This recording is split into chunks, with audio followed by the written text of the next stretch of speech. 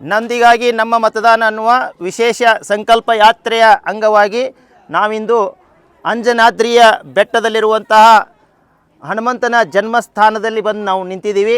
ಇಲ್ಲಿ ಬೇರೆ ಬೇರೆಯ ಗ್ರಾಮದ ಒಂದು ರೈತರು ಕೂಡ ಇದ್ದಾರೆ. ಅವ್ರವ್ರ ಗ್ರಾಮದಲ್ಲಿನೂ ಕೂಡ ಎತ್ತುಗಳಿದ್ದಾವೆ.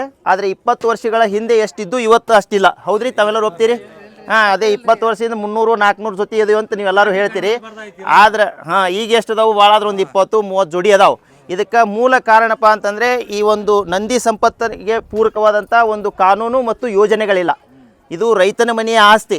ಆ ರೈತನ ಮನೆಯ ಆಸ್ತಿ ಅವನ ಮನೆಯಾಗೆ ಉಳಿಬೇಕು ಅನ್ನುವಂಥ ನಿಟ್ಟಿನಲ್ಲಿ ಯಾವುದೂ ಯೋಜನೆಗಳನ್ನು ಅಥವಾ ಕಾನೂನುಗಳನ್ನು ಜಾರಿಗೊಳಿಸದೇ ಇರುವಂಥ ಕಾರಣಕ್ಕಾಗಿ ಇವತ್ತು ಏನಾಗ್ತಾ ಇದ್ದಾವೆ, ಕಸಾಯಖಾನೆಗೆ ಹೋಗ್ತಾ ಇದ್ದಾವೆ. ಇವತ್ತು ನಮ್ಮ ಗ್ರಾಮಗಳಲ್ಲಿರುವಂಥ ಈ ನಂದಿ ಸಂಪತ್ತನ್ನು ಕಸಾಯಖಾನೆ ಕಳಿಸಿ ನಾವು ಇಲ್ಲಿ ದೇವ್ರ ಹತ್ರ ಬಂದು ಏನು ಬೇಡ್ಕೊಂಡ್ರು ಕೂಡ ಆ ದೇವರು ಏನೂ ಮಾಡೋಕ್ಕಾಗೋದಿಲ್ಲ. ಒಪ್ತೀರಿ ಹೇಳೋದ್ರಿ? ಯಾಕಪ್ಪ ಅಂದರೆ ನಂದಿ ಸಂಪತ್ತೇ ನಾಶ ಆಯಿತು ಅಂತಂದರೆ ಮಣ್ಣೆ ನಾಶ ಹೋಗ್ತದೆ. ಮಣ್ಣೆ ನಾಶ ಆಯಿತು ಅಂತಂದ್ರೆ ಅಲ್ಲಿಂದ ಏನು ಬೆಳೆಯೋಕ್ಕಾಗೋದಿಲ್ಲ. ಬೆಳೆಯಲಿಕ್ಕಾಗೋಲ್ಲ ಅಂತಂದು ತಿನ್ನೋಕೆ ಅನ್ನನೇ ಇಲ್ಲಾರ್ದೆ ನಾವೇನಾದರೂ ಧರ್ಮ ಉಳ್ಸೋಕೆ ಸಾಧ್ಯತೆ ಇದೆಯಾ? ಹಾಗಿದ್ರೆ ಇವತ್ತು ನಂದಿ ಸಂಪತ್ತನ್ನು ನಮ್ಮ ಗ್ರಾಮಗಳಲ್ಲಿ ಉಳಿಸೋದನ್ನೇ ಶ್ರೇಷ್ಠವಾದಂಥ ಧರ್ಮ ಕಾರ್ಯ ಆಗಿರುವಂಥದ್ದು. ಹಾಗಾಗಿ ಅಂದು ಹನುಮಂತ ಏನಾದ ಅಂತಂದರೆ ರಾಮನ ಹಿಂದೆ ಬೆನ್ನತ್ತಿ ಸೀತಾಮಾತೆಯನ್ನು ಉಳ್ಸೋಕೆ ಪ್ರಯತ್ನ ಪಟ್ಟ. ಅಂದರೆ ಪಾರ್ವತಿಯ ಸ್ವರೂಪ. ಹಾಗಾಗಿ ಇದು ಪ್ರಕೃತಿ ಅನ್ನುವಂಥದ್ದು ಇದು ಕೂಡ ಪಾರ್ವತಿಯ ಸ್ವರೂಪನೇ ಆಗಿರೋದು.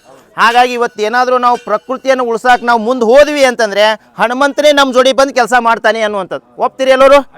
ಹೌದಾ? ಹಾಗಾಗಿ ಇವತ್ತೇನಾದರೂ ಹನುಮಂತನ ಭಕ್ತರು ಅನ್ನುವಂಥದ್ದು ರಾಜ್ಯದಲ್ಲೇ ಆಗಿರಲಿ ದೇಶದಲ್ಲೇ ಆಗಿರಲಿ ಅವರೆಲ್ಲರೂ ಕೂಡ ಈ ಪ್ರಕೃತಿ ಮಾತೆಯನ್ನು ಉಳಿಸುವಂಥ ನಿಟ್ಟಿನಲ್ಲಿ ಎಲ್ಲರೂ ಕೂಡ ಸಂಕಲ್ಪ ಮಾಡಬೇಕು. ಅದಕ್ಕೊಂದು ಸರಳವಾದಂಥ ಸೂತ್ರ ಏನು ಅಂತಂದರೆ ನಂದಿ ಸಂಪತ್ತನ್ನು ಉಳಿಸ್ಬೇಕು. ನಂದಿ ಉಳಿದ ಅಂತಂದರೆ ಅದು ಪ್ರಕೃತಿ ಉಳಿತದೆ. ಆ ಒಂದು ಕಾರಣಕ್ಕಾಗಿ ಇವತ್ತು ಹನುಮಂತನ ಭಕ್ತರು ಯಾರೆಲ್ಲ ಇದ್ದೀರೋ, ಈ ವಿಡಿಯೋವನ್ನು ನೋಡ್ತಾ ಇದ್ದೀರೋ, ದಯವಿಟ್ಟು ಒಂದು ಸಂಕಲ್ಪವನ್ನು ಮಾಡಬೇಕು. ನಮ್ಮ ಗ್ರಾಮಗಳಲ್ಲಿರುವಂಥ ನಂದಿ ಸಂಪತ್ತನ್ನು ನಾವು ಹೆಚ್ಚಿಗೆ ಮಾಡ್ತೀವಿ. ಅದ್ರ ಜೊತೆಯಲ್ಲಿ ಜನರಿಗೆ ಒಂದು ಜಾಗೃತಿಯನ್ನು ಮೂಡಿಸಿ ಇದಕ್ಕೆ ಬಹುಜನರು ಒಗ್ಗೂಡಿ ನಾವೆಲ್ಲರೂ ಕೂಡ ಏನು ಮಾಡ್ತೀವಿ, ಕೂಡಿ ಒಂದು ಇದಕ್ಕೆ ಪೂರಕವಾದಂಥ ಕಾನೂನು ಮತ್ತು ಯೋಜನೆಯನ್ನು ಜಾರಿಗೆ ತರ್ತೀವಿ ಅನ್ನುವಂಥ ನಿಟ್ಟಿನಲ್ಲಿ ಕೆಲಸವನ್ನು ಮಾಡಬೇಕು. ಹಾಗಿದ್ದರೆ ನಮ್ಮಲ್ಲಿರುವಂಥ ದೊಡ್ಡದಾದಂಥ ಶಕ್ತಿ ಅಂದರೆ ಏನು ರೀ? ಮತ ನಾವು ಯಾವುದಕ್ಕೆ ನೀಡ್ತೀವೋ ಅದಕ್ಕೆ ತಕ್ಕಂತೆ ಯೋಜನೆಗಳು ಬರ್ತಾವೆ.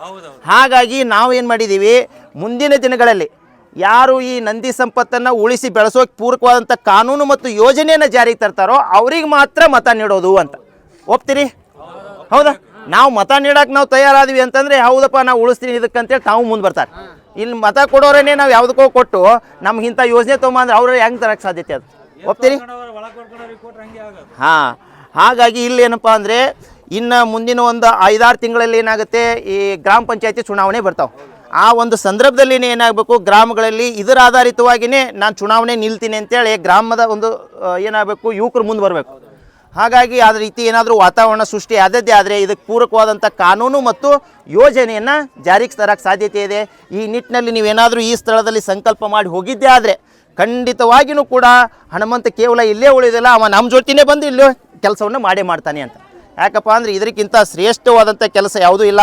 ಯಾವುದೋ ರೂಪದಲ್ಲಿ ಇವತ್ತು ಈ ಕಾರ್ಯಕ್ರಮದಲ್ಲಿ ನೀವು ಭಾಗವಹಿಸಿದಿರಿ ಅಂತಂದರೆ ನೀವು ಕೂಡ ಪುಣ್ಯ ಮಾಡಿದಿರಿ ಅಂತ ಅರ್ಥ. ಯಾಕಪ್ಪ ಅಂದರೆ ಈ ಕೆಲಸ ಅಷ್ಟೊಂದು ಅವಶ್ಯಕತೆ ಇರೋದು. ಅಂದರೆ ಅಂದು ಭಾರತ ದೇಶಕ್ಕೆ ನಮ್ಮ ಸ್ವತಂತ್ರ ದೊರೆಯೋದು ಎಷ್ಟು ಅವಶ್ಯಕತೆ ಇತ್ತು, ಇವತ್ತು ನಮ್ಮ ಗ್ರಾಮಗಳಲ್ಲಿರುವಂಥ ಈ ನಂದಿ ಸಂಪತ್ತನ್ನು ಉಳಿಸಿ ಬೆಳೆಸೋದು ಅದರ 1000 ಪಟ್ಟು ಅವಶ್ಯಕತೆ ಇದೆ. ಆದರೆ ನಮಗೆ ಗೊತ್ತಾಗೋಲ್ದಾಗ್ಯದ. ಹೌದ್ರಿ? ಅದಕ್ಕಾಗಿ ನಾವೇನು ಮಾಡಿದ್ದೀವಿ, ಈಗಾಗಲೇ ನಾವು ರಾಜ್ಯ ಸರ್ಕಾರಕ್ಕೆ ಇದನ್ನು ಒಂದು ಮನವಿಯನ್ನು ಸಲ್ಲಿಸಿದ್ದೀವಿ. ಜೋಡೆತ್ತು ಕಟ್ಟಿದಂತಹ ಒಬ್ಬ ರೈತನಿಗೆ ತಿಂಗಳ 11,000 ರೂಪಾಯಿ ಪ್ರೋತ್ಸಾಹಧನವನ್ನು ಕೊಡಬೇಕು ಅಂತ. ಅದರ ಜೊತೆಯಲ್ಲಿ 10% ಬಜೆಟನ್ನು ಈ ಒಂದು ನಂದಿ ಕೃಷಿಕರಿಗಾಗಿ ಮೀಸಲಿಡಬೇಕು ಅನ್ನುವಂಥದ್ದು ಈ ನಿಟ್ಟಿನ ಒಂದು ವಿಶೇಷವಾದಂಥ ಏನಿದೆ ಬೇಡಿಕೆ ಇರುವಂಥದ್ದು. ಈ ಬೇಡಿಕೆ ಈ ಒಂದು ರಾಜ್ಯದಲ್ಲಿರುವಂಥ ಗ್ರಾಮಗಳು ಅಥವಾ ಈ ದೇಶದಲ್ಲಿರುವಂಥ ಎಲ್ಲ ಗ್ರಾಮಗಳ ಬೇಡಿಕೆ ಆಗಬೇಕು. ಈ ನಿಟ್ಟಿನಲ್ಲಿ ಒಂದು ದೊಡ್ಡದಾದಂಥ ಬೇಡಿಕೆ ಸೃಷ್ಟಿ ಆದದ್ದೇ ಆದರೆ ಖಂಡಿತವಾಗಿಯೂ ಕೂಡ ನಮ್ಮ ಹನುಮಂತ ನಮ್ಮ ಜೋಡಿನೇ ಬಂದು ಕೆಲಸ ಮಾಡ್ತಾ ಈ ಒಂದು ನಂದಿ ಸಂಪತ್ತಿಗೆ ಪೂರಕವಾದಂಥ ಕಾನೂನು ಮತ್ತು ಯೋಜನೆಯನ್ನು ಖಂಡಿತ ಜಾರಿಗೆ ತರ್ತಾನೆ ಅನ್ನುವಂಥ ಮಾತನ್ನು ತಮ್ಮೊಂದಿಗೆ ಹಂಚ್ಕೊಳ್ತಾ ಈಗ ನಾವೇನು ಮಾಡೋಣ, ಕೊನೆಯಲ್ಲಿ ಇನ್ನೊಂದು ಮಾತು. ಭಾರತ ದೇಶದ ಸಂವಿಧಾನ ಉಳಿಬೇಕಾಗಿತ್ತು ಅಂತಂದರೆ ಇಲ್ಲೇನಿದೆ ನೋಡ್ರಿ, ಈ ಚಿತ್ರ ಇದು ನಂದಿನೇ ಅದಲ್ಲ ಇದ್ರೊಳಗೆ ಇರೋದು. ಈ ಸಂವಿಧಾನ ಹೇಳೋದು ನಂದಿನೇ ಉಳಿಬೇಕು ಅಂತ. ಇದು ಎಲ್ಲಿಂದ ನಾವು ಆಯ್ಕೆ ಮಾಡ್ಕೊಂಡಿದ್ದು, ಇದು ಸಂವಿಧಾನದಲ್ಲೇ ಇರುವಂಥದ್ದು. ಅಂದರೆ ಸಿಂಧೂ ನದಿ ನಾಗರಿಕತೆಯ ಒಂದು ನಂದಿ ಮುದ್ರೆ ಆಗಿರೋದು. ಆ ಮುದ್ರೆಯನ್ನು ಉಪಯೋಗ ಮಾಡಿಕೊಂಡೇ ಸಂವಿಧಾನವನ್ನು ಬರೆದಿರೋದು. ಭಾಗ 1 ಪ್ರಾರಂಭ ಆಗಿರೋದು. ಹಾಗಿದ್ರೆ ಈ ಭಾರತ ದೇಶದ ಸಂವಿಧಾನ ಉಳಿಬೇಕಾಗಿತ್ತಂದ್ರೂ ಕೂಡ ಈ ನಂದಿ ಸಂಪತ್ತು ಉಳಿಲೇಬೇಕು ಅಂತ. ಹಾಗಾಗಿ ಇವತ್ತೇನಾದರೂ ನಾವು ಈ ನಿಟ್ಟಿನ ಸಂಕಲ್ಪ ಮಾಡಿದೀವಿ ಅಂದರೆ ಈ ಭಾರತ ದೇಶದ ಸಂವಿಧಾನವನ್ನು ಉಳಿಸ್ತೀವಿ ಅಂತ ನಾವೆಲ್ಲ ಸಂಕಲ್ಪ ಮಾಡ್ದಂಗೆ. ಹೌದ್ರಿ?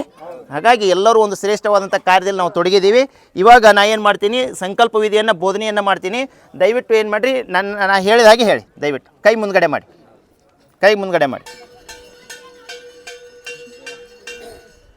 ಭಾರತ ದೇಶದ ಸಂವಿಧಾನದ ಭವಿಷ್ಯವು ನಂದಿ ಕೃಷಿಯನ್ನು ಅವಲಂಬಿಸಿದೆ ಎಂಬುದು ವೈಜ್ಞಾನಿಕ ಸಂಗತಿಯಾಗಿದೆ. ನಂದಿ ಸಂಪತ್ತು ಉಳಿದರೆ ಮಾತ್ರ ನಮಗೆ ಹಾಗೂ ನಮ್ಮ ಮುಂದಿನ ಪೀಳಿಗೆಗೆ ಒಳ್ಳೆಯ ಭವಿಷ್ಯವಿರುವ ಕಾರಣ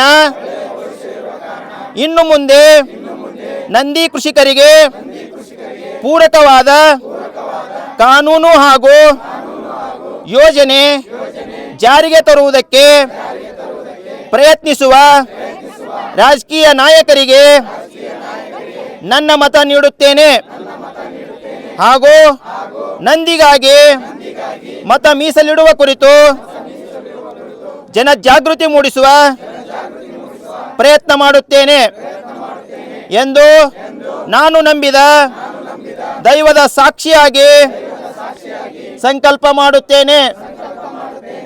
ಜಯವಾಗಲಿ ಅಂತ ಹೇಳಿ ನಾ ಹೇಳಿದ ಆದಮೇಲೆ ನಂದಿ ಕೃಷಿಕರಿಗೆ, ನಂದಿ ಕೃಷಿಕರಿಗೆ, ಜೋಡೆತ್ತಿನ ಕೃಷಿಕರಿಗೆ, ಜೋಡೆತ್ತಿನ ಕೃಷಿಕರಿಗೆ, ಬೋಲೋ ಭಾರತ್ ಮಾತಾ ಕಿ, ಬೋಲೋ ಭಾರತ್ ಮಾತಾ ಕಿ, ಬೋಲೋ ಭಾರತ್ ಮಾತಾ ಕಿ. ಓಕೆ, ಎಲ್ಲರಿಗೂ ಧನ್ಯವಾದಗಳು.